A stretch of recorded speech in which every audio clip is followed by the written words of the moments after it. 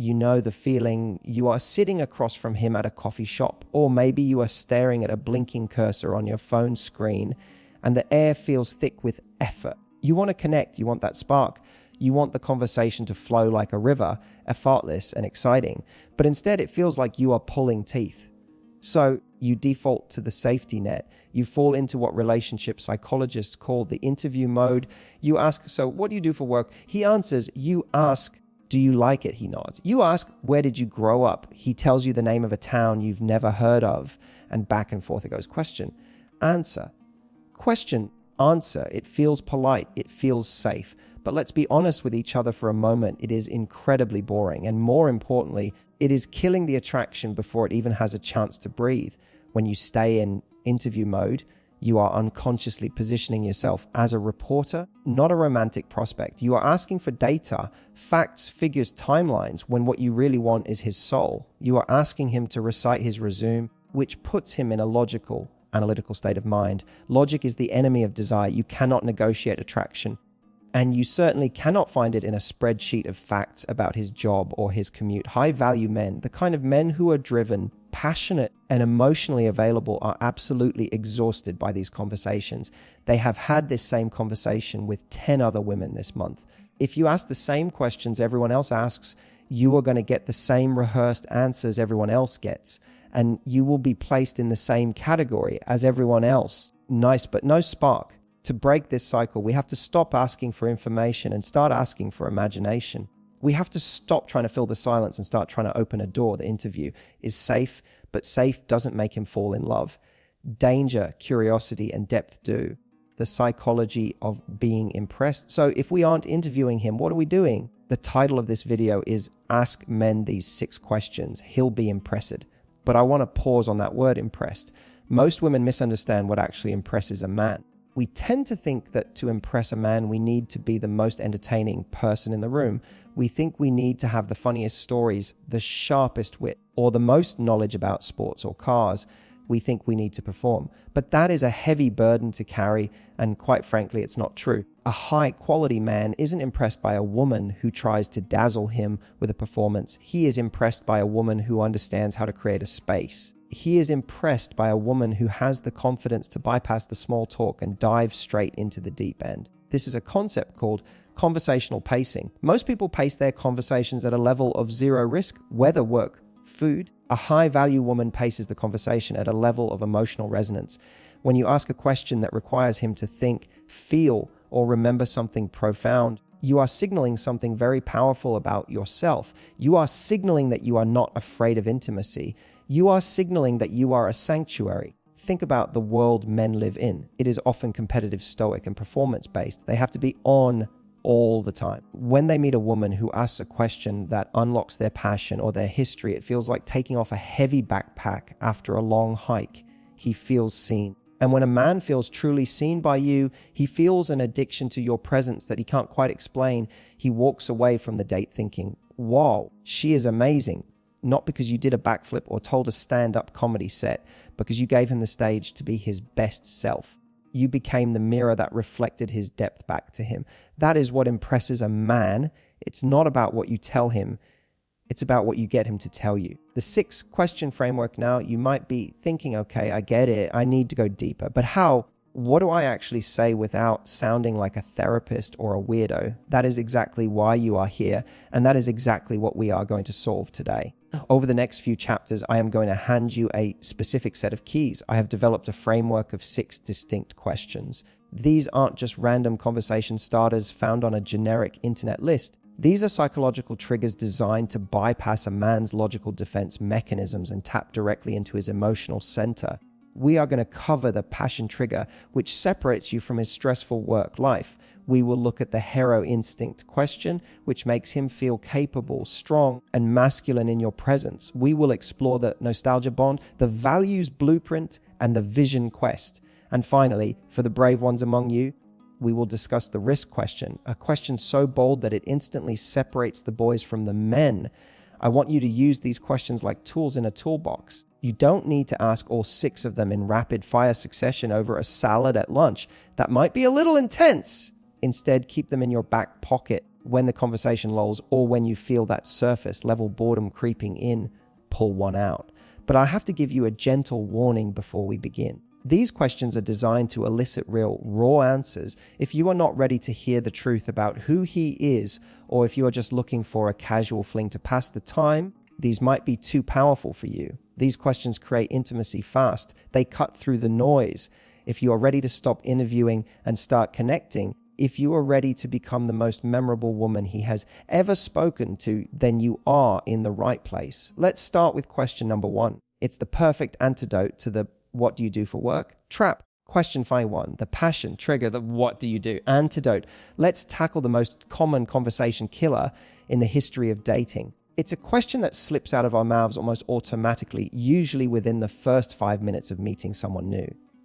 So what do you do? It seems harmless, doesn't it? It seems polite. It seems like the logical place to start.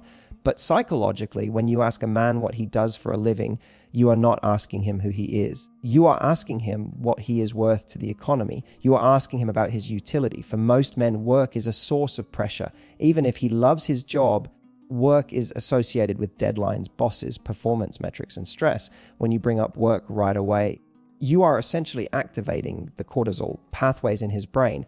You are reminding him of his responsibilities. You are putting him back in the office. And the office is not a sexy place to be. If you want to impress him, you need to trigger a different chemical. You want to trigger dopamine, the pleasure chemical. You want to associate your face and your presence with the things that light him up, not the things that weigh him down. So here is the first magnetic question. I want you to ban the phrase, "what do you do?" and replace it with this: what is the one thing you could talk about for hours without getting tired? Feel the difference? This question is a pattern interrupt. It forces him to step out of his resume script and step into his passion script. It gives him permission to stop being a worker bee and start being a human being. Maybe it's 19th century history. Maybe it's fixing classic cars. Maybe it's a specific genre of sci-fi movies or the intricacies of brewing the perfect cup of coffee. It doesn't matter what the topic is. What matters is the energy behind it. By asking this, you are effectively saying, I don't care about your status. I care about your joy. You are inviting him to take a mental vacation with you. You are opening a door to his secret world. And trust me, every man has a topic that he is dying to explain to someone who will actually listen, be the woman who opens that door. Why this impresses him? Why does this specific question work so well? Why does it make such a lasting impression? To understand this, we have to understand a fundamental truth about how men are socialized.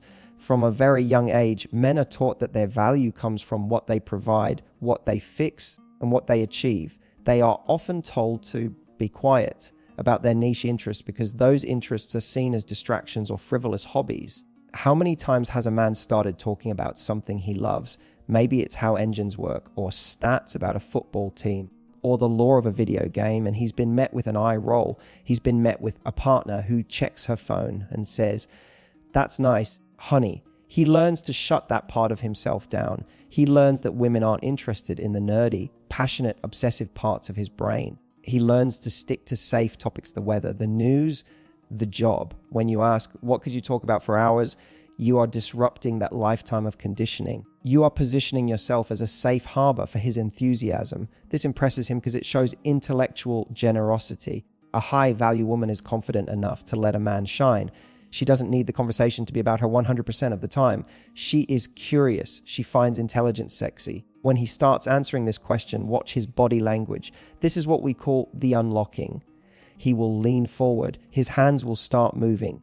His voice will get a little louder, a little faster. He is entering a flow state. In psychology, when two people share a flow state, it creates a powerful bond of rapport. By letting him geek out on his favorite topic, you are making him feel smart, interesting, and validated. And the beautiful trick of psychology here is that he will project those feelings onto you. He won't just think, I love talking about cars. He will think, I love talking to HER. You become the source of the dopamine hit. You become the muse who unlocks his excitement. That is a very addictive position to be in. Decoding his answer: green vest, red flags. Now, this question isn't just a conversation starter. It is also a secret weapon for vetting. It is a diagnostic tool. The way he answers this question will tell you more about his character in 2 minutes than a month of texting ever could.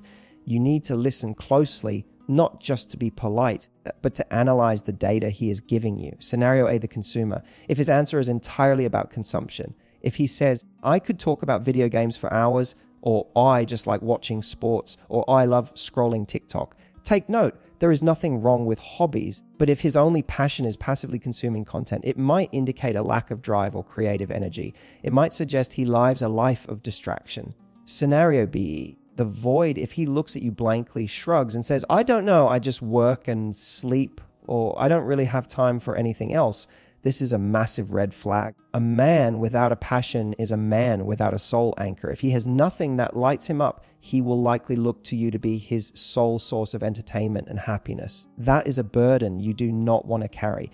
That is the recipe for a codependent relationship. Scenario CA, the creator or connector. The grain flag, this is what you are looking for. Maybe he says, I love cooking Italian food, or I'm obsessed with hiking trails, or I love training my dog. Notice the difference. These are active. They involve creating something, exploring something, or connecting with another living being. Even if the topic bores you to tears, let's say he loves aggressive inline skating history and you couldn't care less. Pay attention to the passion. Is he excited? Does he have goals within it? Does he love the details? A man who has the capacity to care deeply about a hobby has the capacity to care deeply about a relationship. Passion is a transferable skill. If he can commit to learning the guitar for 10 years, he understands patience. If he builds model airplanes, he understands delicacy and attention to detail. Don't judge the topic, judge the enthusiasm. You want a man who has a fire inside of him. This question reveals whether that fire is burning bright or if it has long since burned out. How to follow up? Okay, so you've asked the question. He is talking. He is telling you about the nuances of 1970s rock music or the best way to smoke a brisket. Now, what do? The fear many women have is, what if I don't know anything about his topic? I'm going to look stupid. Relax. You do not need to be an expert in his passion. In fact, it is better if you aren't. This is his moment to teach, and men love to teach when it is invited. Your role here is not to debate him. Your role is to be the active explorer. Here are 3 magic follow-up phrases you can use to keep him going and deepen the connection, even if you have zero clue what he is talking about. Phrase 1, the depth seeker. I had no idea there was so much involved in that. What is the hardest part about it? This shows respect for the difficulty of his passion. It validates his effort. Phrase 2E, the origin story. How did you even get into that? Was there a moment you knew you loved it? This pivots the conversation from the technical details back to his personal history. It grounds the topic in emotion. Phrase 3, the admiration. I love watching your face light up when you talk about this. It's really attractive. This is the closer. It is a direct compliment that reinforces his passion. You are explicitly telling him that his nerdiness is sexy. Use these prompts and you won't have to carry the conversation. He will carry it for you. You can sit back, sip your drink, look him in the eye, and let him work to impress you with his knowledge. Question fate 2. The hero, instinct understanding men's need for competence. Now that we have unlocked his passion, we need to unlock his power. To understand this next question, you have to understand the single deepest drive in the male psyche. It isn't sex. It isn't food. It is competence. From the time they are little boys playing with sticks in the yard to the time they are CEOs or grandfathers, men are driven by a need to be useful. They need to solve problems. They need to overcome obstacles. They need to feel like they have agency in the world. In modern dating, however, this need often gets completely ignored. We live in an era of independence, which is wonderful. You have your own job, your own money, and your own apartment. You don't need a man to save you. But sometimes in our effort to show how independent we are, we accidentally signal to men that they are redundant. We signal that there is no room for them to be helpful. When a man feels useless, he withdraws. When he feels capable, he engages. So how do you trigger this feeling of competence without acting like a damsel in distress? You do it by asking him to recount a battle he has already won. You invite him to tell you a story where he was the hero. Here is question number 2. Memorize this one because it changes the energy in the room instantly. What is the biggest challenge you faced in your life that you are most proud of overcoming? This question is psychological dynamite. First, it validates him as a man who can handle things. It assumes he has faced hardship and survived. It frames him as a victor, not a victim. Second, it gives him the floor to brag a little bit, but in a socially acceptable way. Men are often told not to boast, but deep down they want you to know what they are made of. They want you to know that they are strong, This question gives him permission to show you his scars and his medals. You are asking him to reveal his character. You are asking, show me what you are made of. And there is nothing a high-value man loves more than an opportunity to prove his worth to a woman he is interested in. The shift in energy, I want you to pay very close attention to what happens physically when you ask this question. It is almost like magic. 1 minute. You might be sitting across from a guy who is slouching a little, maybe fiddling with his napkin, unsure of himself. He's in passive mode. He's worried about saying the wrong thing. He's trying to be polite. Then you ask, what is the biggest challenge you've faced that you are most proud of overcoming? Watch him. He will stop fidgeting. He will sit up straighter. His shoulders will broaden. His voice will likely drop an octave and become more resonant. Why? Because he is accessing a different part of his brain. He is stepping out of the social anxiety part of his brain and into the competence part of his brain. He is mentally transporting himself back to that moment of victory. Maybe it was the time he started a business from nothing. Maybe it was the time he ran a marathon on a broken ankle. Maybe it was the time he supported his family through a crisis. Whatever the story is, he is reliving the feeling of power and success. And here is the secret sauce. He will associate that feeling of power with you. Psychology tells us that we attribute our current feelings to the people around us. If he feels bored with you, he thinks you are boring. But if he feels strong, capable, and heroic while talking to you, his brain makes a subconscious connection. I feel good when I am with her. I feel like my best self around her. You become the catalyst for his confidence. Most women try to impress men by talking about their own achievements. I got promoted. I bought a car. I did this. That's great. And you should share those things eventually. But if you want to hook him early on, let him feel impressive first. When you allow him to tell his hero story, you are creating a safe emotional container where he feels big in a world that often makes people feel small. A woman who makes a man feel big is a woman he never wants to leave. You are giving him a gift, the gift of his own dignity. What his answer reveals about resilience. Now, we have to put our detective hats back on. Just like with the passion question, the way he answers the hero question is a massive vetting tool. This is your chance to see how he handles adversity. Life is going to get hard. If you are looking for a long-term partner, you need to know, who is this man when the chips are down? Does he crumble? Does he blame others or does he rise? His answer will reveal his locus of control, the red flag, the external blamer. If his biggest challenge story is entirely about how other people wronged him, be careful. Oh, my biggest challenge was my crazy ex-wife who took all my money. My biggest challenge was my boss who hated me for no reason. If he is the victim in his own story, if the heroism was just him surviving other people's malice, that suggests he has an external locus of control. He believes life happens to him. He takes no responsibility. This is a man who will eventually blame you for his unhappiness.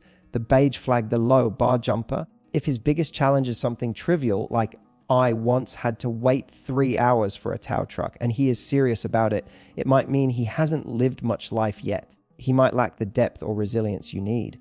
The green flag, the victor. This is what you want. Victor admits to a struggle, maybe even a mistake he made, and focuses on the solution.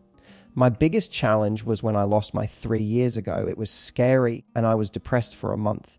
But I used that time to learn a new skill. I humbled myself and I built my career back up stronger.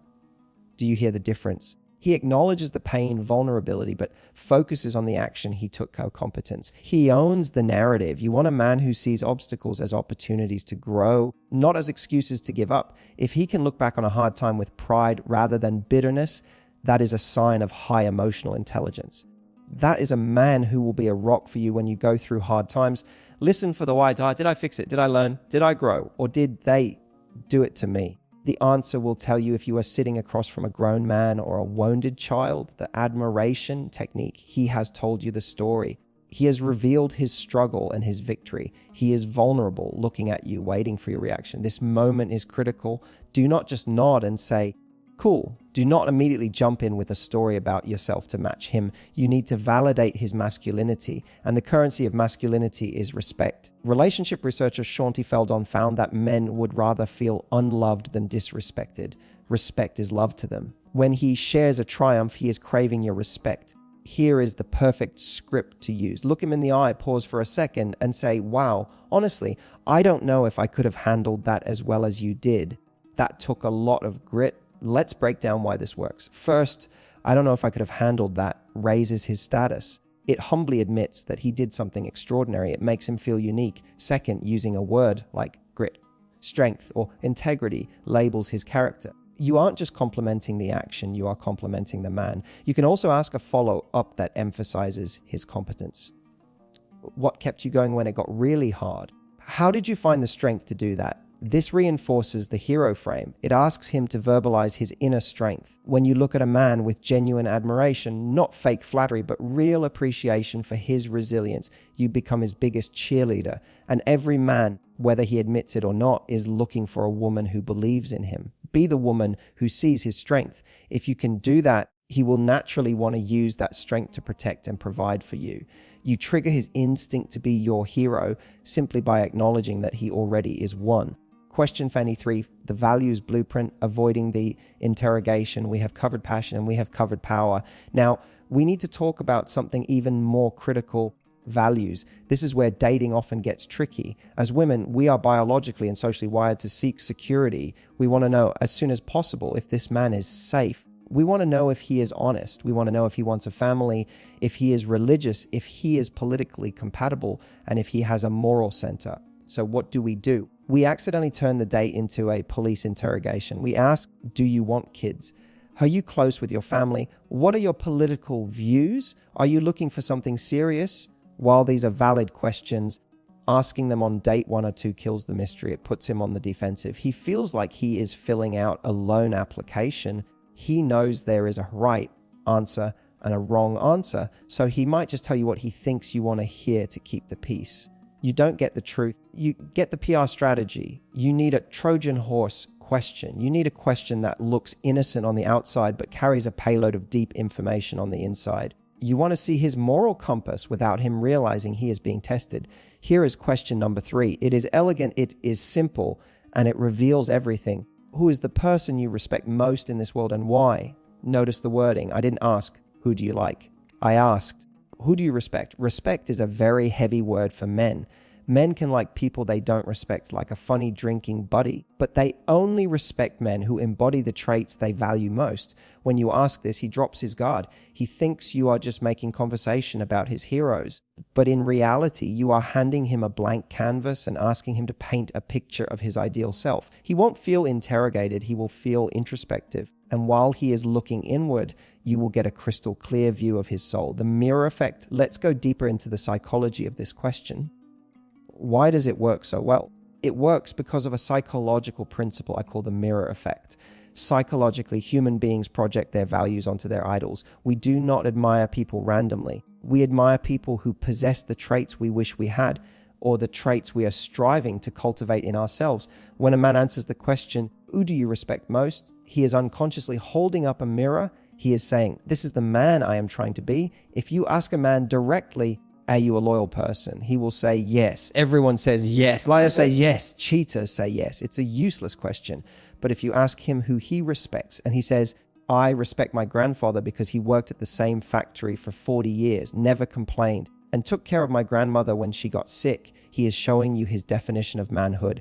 He is telling you, I value loyalty, duty, and sacrifice. He can't fake that at the moment because he doesn't know that's what you are looking for. On the flip side, if he says, I respect, hey, insert famous billionaire shark because he crushed his competition and owns private jets, he is telling you something very different. He is telling you, I value power, dominance, and winning at all costs. Neither answer is necessarily wrong. It depends on what you are looking for. But do you see how much more honest this is? He thinks he is talking about a third party. He thinks he is talking about his grandfather or a celebrity, but he is actually talking about his own internal operating system. He is revealing the code that runs his life. This is why this question is so impressive to him. It forces him to articulate his values. Most men walk around with vague ideas of who they want to be, but they rarely say it out loud. When you ask him to define who he respects, you are helping him clarify his own identity. You are helping him remind himself of his own North Star. And a woman who helps a man find his North Star is a woman he wants by his side on the journey. Deep dive scenarios to help you really master this. Let's walk through 3 specific scenarios. Imagine you are on a date. The lighting is low, the drinks are poured. You lean in and ask, Who is the person you respect most in this world and why? Here are the 3 most common archetypes you will encounter and what they mean for your future with him. Scenario A, the traditional provider. He pauses, looks thoughtful, and says, my dad, he wasn't rich, but he never missed a baseball game. He was always there. Analysis. This man values presence and consistency. He likely wants a family. He isn't obsessed with status. He is obsessed with reliability. If you are looking for a husband and a father, this is a massive green flag. He measures success by how well he takes care of his tribe. Scenario B, the ambitious conqueror. He answers quickly with energy. Elon Musk, or my mentor who started a tech company, he says, I respect him because he sleeps 4 hours a night and changed the world. He doesn't let anyone stop him. Analysis, this man values significance and legacy. He is driven. Being with him will be exciting, but it might also be lonely. He puts the mission first. If you want a power couple dynamic, this is your guy.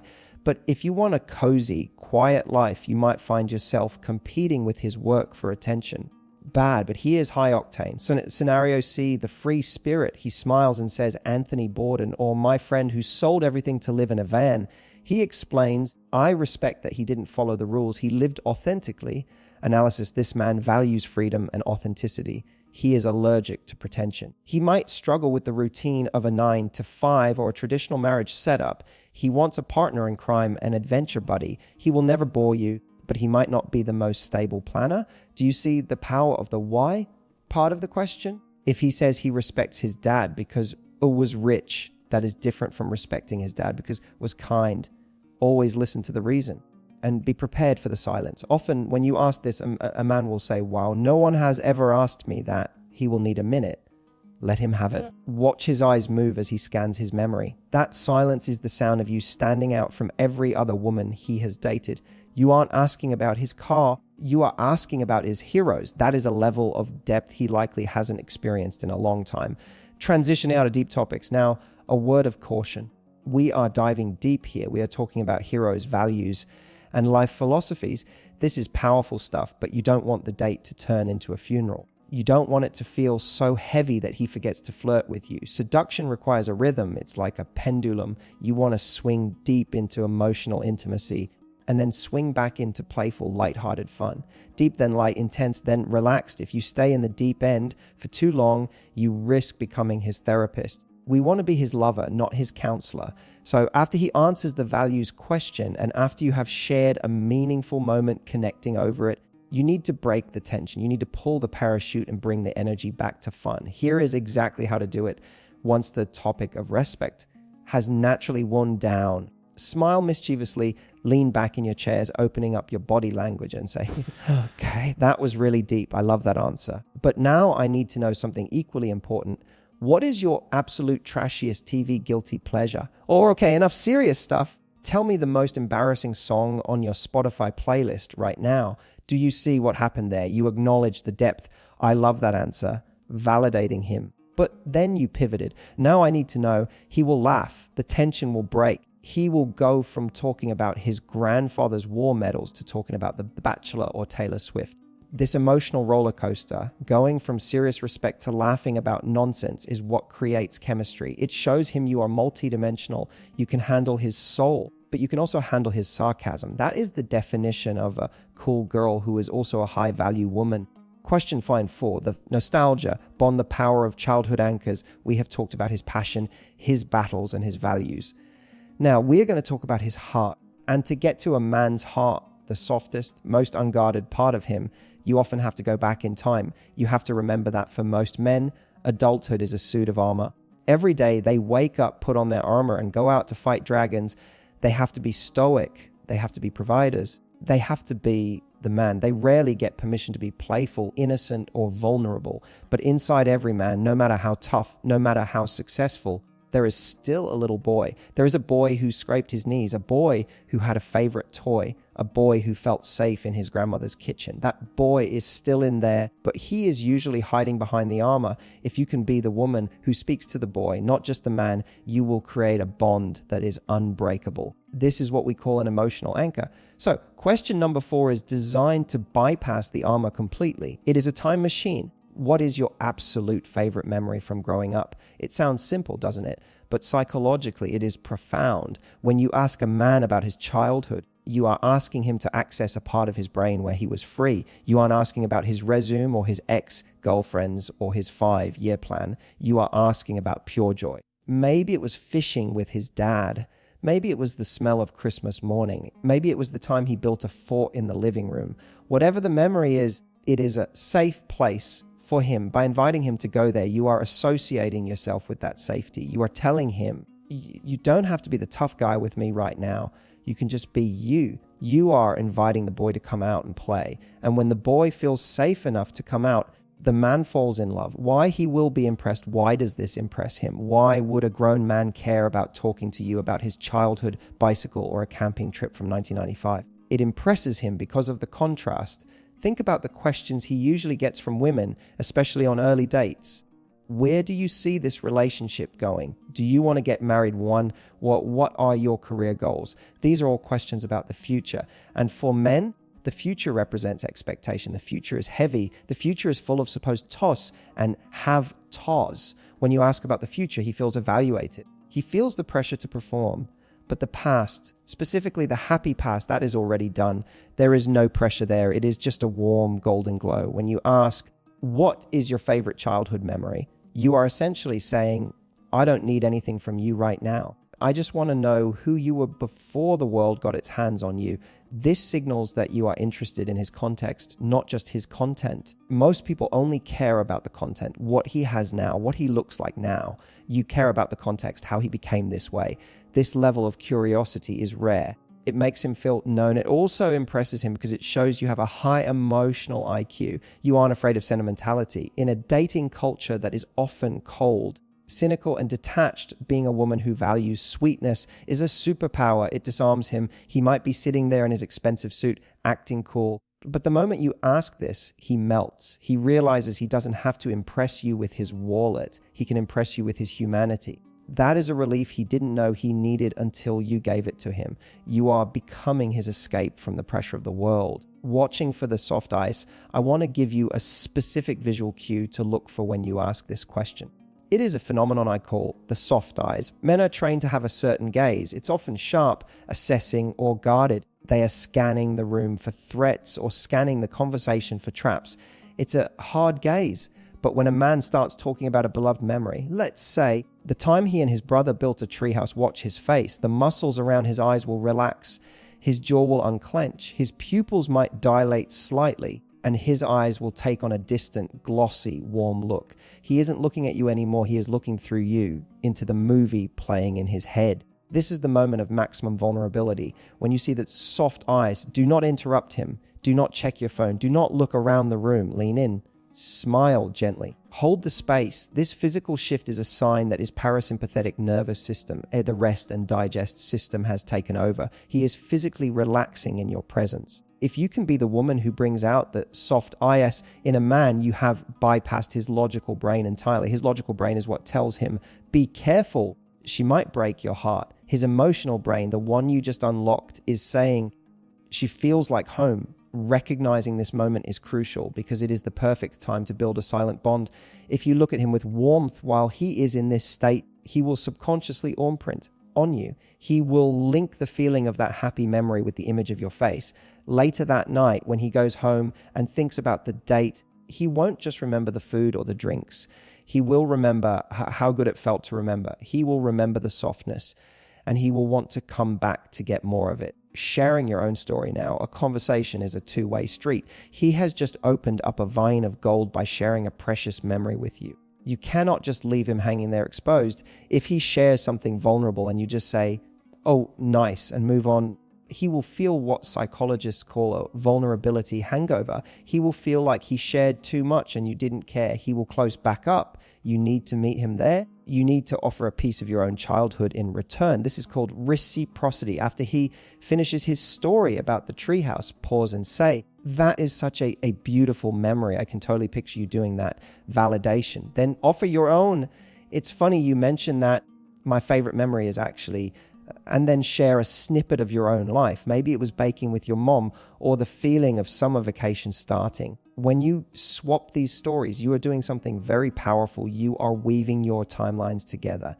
Even though you didn't know each other as children, By sharing these stories, you are creating a shared nostalgia. You are creating a little bubble of use. Suddenly, it's not just two strangers on a date. It's two souls who understand where the other came from.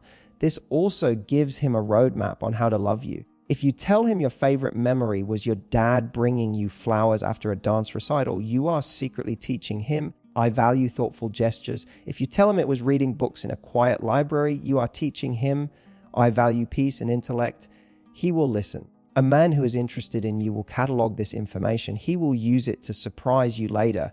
So don't be afraid to share. When you trade childhood stories, you aren't just passing time, you are building the foundation of a relationship that feels like it has existed for years, even if it has only been a few hours. Question Fane 5, the vision, quest, men, and mission. We have explored his past through his childhood memories. We have explored his present through his passions. Now, we must turn our eyes toward the horizon. We must look at his future, but we have to be very careful here. As I mentioned earlier, most questions about the future trigger anxiety in men. Questions like, where is this going? Or what is your 5-year plan? Feel like obligations. They feel like a noose tightening around his neck. However, men are teleological creatures. That is a fancy psychological term meaning they are goal-oriented. A masculine man always needs a target. He needs a mountain to climb. He needs a mission. If a man does not have a mission, he often feels lost or depressed. So how do you talk about his future in a way that feels expansive rather than restrictive? How do you see his ambition without making him feel like he's at a performance review? You remove the constraints. You remove the pressure of reality and ask him to dream. Here is question number 5. It is the key to his secret roadmap. If you had absolutely zero financial limitations, money was no object, what is the one adventure or project you would start tomorrow? This question is a breath of fresh air. By removing the financial limitations, you are removing the stress. You are telling him, forget about the mortgage, forget about the bills, forget about what is practical. Tell me what your soul wants to build. This taps into his visionary energy. Every man wants to leave a mark on the world. He wants to build a legacy, whether that is a business, a family, a charity, or a cabin in the woods. When you ask this, you are inviting him to step into his king archetype, the version of himself that has already won. You are giving him permission to fantasize about his ultimate potential. And let me tell you, there is nothing sexier to a man than a woman who is interested in his potential, not just his paycheck. You are telling him, I see the greatness in you, even if you haven't built it yet. The difference between dreaming and doing, just like the other questions, this is a diagnostic tool. It is a vetting mechanism masked as a fun conversation starter. You need to know if the man sitting across from you has drive. A man without drive will eventually stagnate. And if he stagnates, he will drag you down with him. You want a partner who is moving forward so you can move forward together. His answer to the unlimited money question will tell you exactly what kind of life he wants to lead. The red flag, the escapist. If he says, I would quit my job, buy a boat, and just drink margaritas on the beach for the rest of my life, pay attention. It sounds nice in theory. We all want a vacation. But if his only goal is the cessation of effort, if his dream is to do nothing, that signals burnout or a lack of purpose. A man who wants to do nothing is often running away from life. He is looking for an escape, not a mission. In a long-term marriage, this can turn into laziness. The green flag, the builder, if he says, I would finally start that restoration company I've been thinking about, or I would travel to Japan to study martial arts, or I would buy a ranch and foster dogs. Do you see the difference? These answers involve action. They involve building, learning, or serving. Even if he says he wants to travel, is it travel to escape the drifted or travel to explore the adventurer, the gold standard, the man with a plan? The most impressive answer is when he not only tells you the dream, but reveals he has already thought about it deeply. I'd build a school. I've actually been looking at blueprints just for fun. This man is a visionary. He isn't just dreaming, he is plotting. This question saves you years of wasted time. It tells you if his values align with yours. If you are an ambitious woman who wants to build an empire and his dream is to sit on a couch and play video games forever, you are fundamentally incompatible. It is better to know that now over a drink than 5 years down the road, positioning yourself as the muse. So he has told you his big, crazy expensive dream. He wants to open a winery in Italy. He wants to design electric motorcycles. He wants to write a novel. How you react in this moment determines whether you get filed under casual date or dream woman. Most women will say, oh, that sounds fun. and change the subject. That is a missed opportunity. You want to position yourself as the muse. The muse is a feminine archetype that inspires masculine action. She is the woman who breathes life into his ideas. She makes him believe he can actually do it when he shares his vision. Do not be neutral. Be the fuel. Look at him with a spark in your eye and say, you know what? I can actually see you doing that. You have the right kind of intensity for it. Or if that suits you, you would be amazing at that. By saying this, you are doing something psychological called future merging.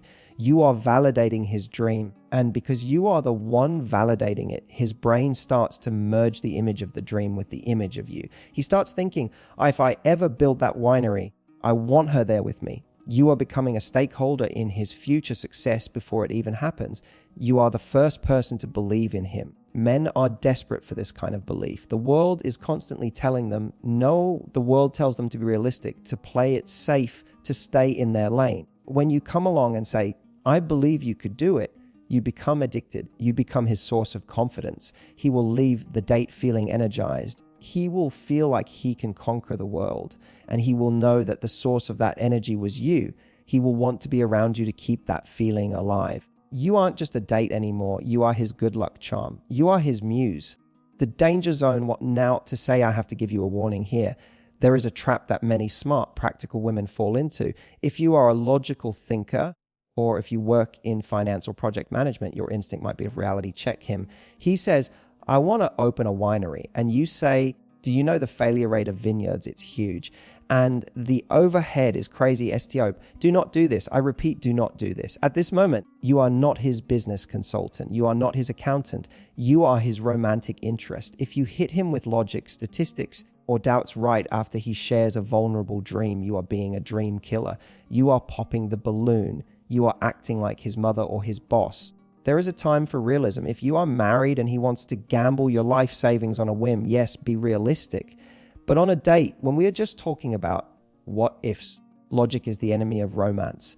Even if his idea sounds ridiculous to you, do not shoot it down. You don't have to lie and say it's a perfect business plan, but you can focus on the passion rather than the logistics. Instead of saying, that sounds expensive, say, that sounds like a huge adventure. What draws you to that?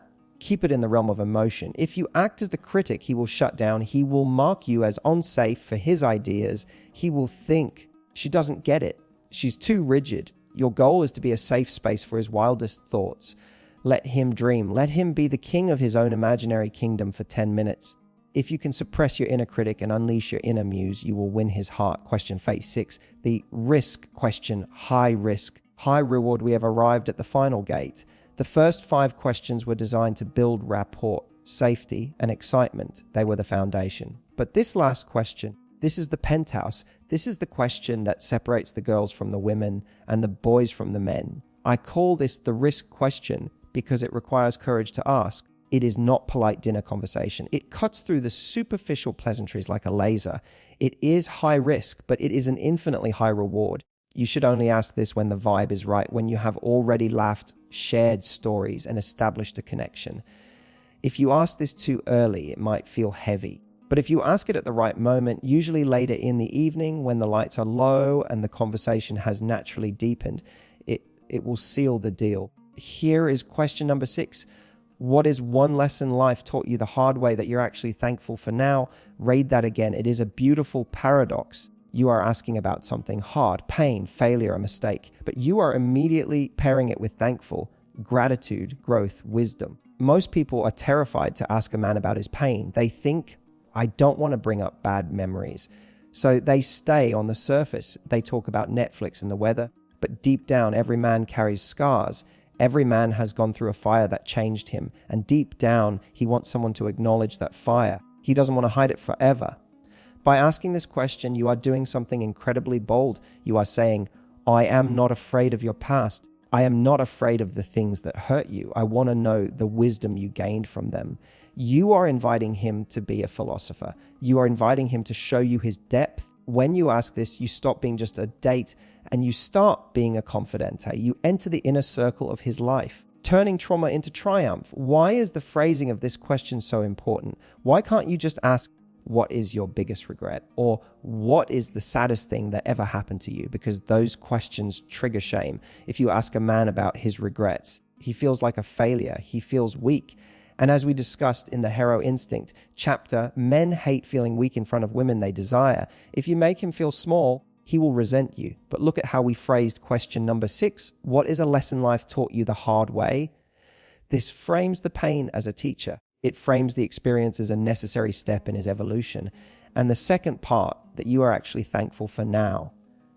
This allows him to frame the ending as a victory. This is psychological alchemy. You are giving him a safe platform to admit he messed up. Maybe he got fired. Maybe he ruined a relationship. Maybe he trusted the wrong friend, but you are forcing him to focus on the strength he gained from it. He doesn't have to look like a victim. He gets to look like a sage. For example, he might say, I lost all my money in my 20s because I was arrogant. It was the hardest year of my life. But I'm thankful for it now because it taught me humility. It taught me that money isn't everything. Do you see what happened? He just admitted to a massive failure, losing money, but he looks strong doing it. He looks wise. This effectively unlocks the emotionally unavailable man. Many men are only unavailable because they think women judge their weaknesses. Once he realizes you see his scars as wisdom marks rather than defects, the walls come crumbling down. He will tell you things he hasn't told his best friends. He will tell you things he hasn't told his parents. Because finally, someone is asking for the lesson, not just the gossip. You are allowing him to rewrite his own history in a positive light. You are validating his resilience. And that is an incredibly seductive gift to give a human being. The silent strategy now, I am going to teach you an advanced technique to use right after he answers this question. This is the difference between a good conversationalist and a master seductress. It is called the silent strategy. Here is the scenario. You ask him the risk question. He thinks about it. He shares a deep personal story about a hard lesson he learned. He finishes speaking. The air is heavy. It is vulnerable. Most women panic at this moment. They feel the weight of the emotion and they rush to fix it. They immediately start talking. Oh, wow. Yeah, that's crazy. I had a friend who went through that. It's so good you learn from it. Do you want another drink? They chatter. They diffuse the tension because the tension feels dangerous. Don't do that. When he finishes his deep answer, I want you to do absolutely nothing. I want you to use the 3-second rule. Look him right in the eyes. Keep your face soft, warm, and accepting. And just stay silent. Count to 3 in your head. 1, 2, 3. Let his words hang in the air. Let the moment breathe. Why? Because silence amplifies emotion. By not rushing to speak, you are signaling confidence. You are showing him that you can handle the weight of his truth. You aren't afraid of the deep end. In that 3 seconds of silence, the intimacy in the room will skyrocket. He will feel looked at. He will feel heard. He will wonder, what is she thinking? It creates a magnetic pull. It is almost hypnotic. After the 3 seconds are up, you can speak, but keep it slow. Keep it low. Say something simple like, thank you for sharing that with me. Or, I can see why that made you who you are today. That's it. You don't need to fix it. You don't need to compare it to your life. You just need to witness it. The silent strategy tells him that you are a container strong enough to hold his emotions. Most people are leaky containers. They spill everywhere. They interrupt. They make it about themselves. You are solid. You are grounded. This creates a subconscious thought in his mind. She is strong. She gets me. And that feeling of being gotten without words is the glue that binds hearts together. Why this makes you unforgettable. We have walked through 6 powerful questions. We have gone from passion to heroism, to values, to childhood, to vision, and finally to wisdom. If you actually ask these questions, if you listen to the answers, if you hold the silence, if you validate his strength, you are going to ruin him for other women. I mean that in the best possible way. You are going to set a standard of connection that he will not find elsewhere. Most of the world is operating on the surface. Most people are distracted. Most dates are interviews. Most conversations are noisy. When he leaves a date with you, he is going to feel a kind of emotional hangover, but a good one. He is going to feel full. He is going to realize that in the span of 2 hours, he felt more understood by you than he has felt in years. You become unforgettable, not because of your dress or your makeup or your job title. You become unforgettable because of how you made him feel about himself. You made him feel interesting passion. You made him feel capable of hero. You made him feel safe, a nostalgia. You made him feel visionary future. And you made him feel wise, a risk. You became the mirror that reflected his best self back to him. This is the secret of magnetism. It isn't about being the loudest or the prettiest.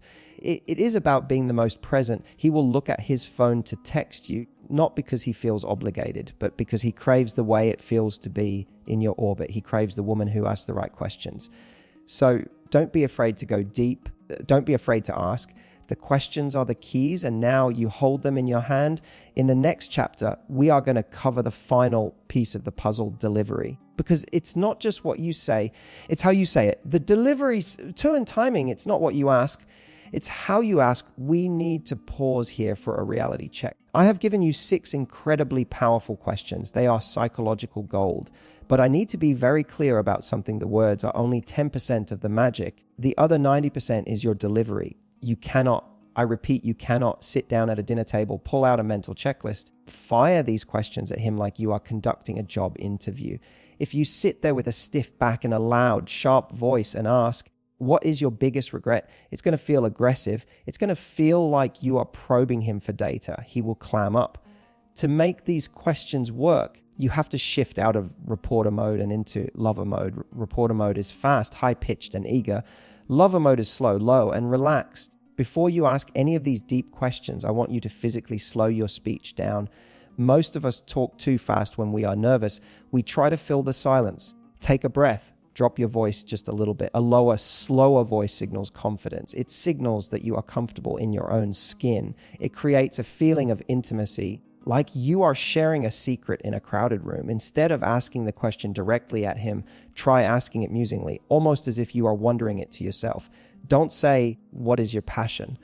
Too direct. Say, I was wondering, what is the one thing in the world you could talk about for hours? It's curious and inviting. Add softness to the edges of the words. Smile with your eyes while you say them. Remember, you are not interrogating a suspect. You are peeling a layer off an onion. Your tone should say, I am fascinated by you, not I am evaluating you. If you can master this warm honey, like delivery, he won't even realize you are steering the conversation. He will just feel like he is naturally opening up to a woman who makes him feel safe. Body language secrets. While your voice is setting the mood, your body needs to be sending the same signal. You can ask the deepest question in the world, but if your arms are crossed and you are leaning away from him, he is going to feel rejected.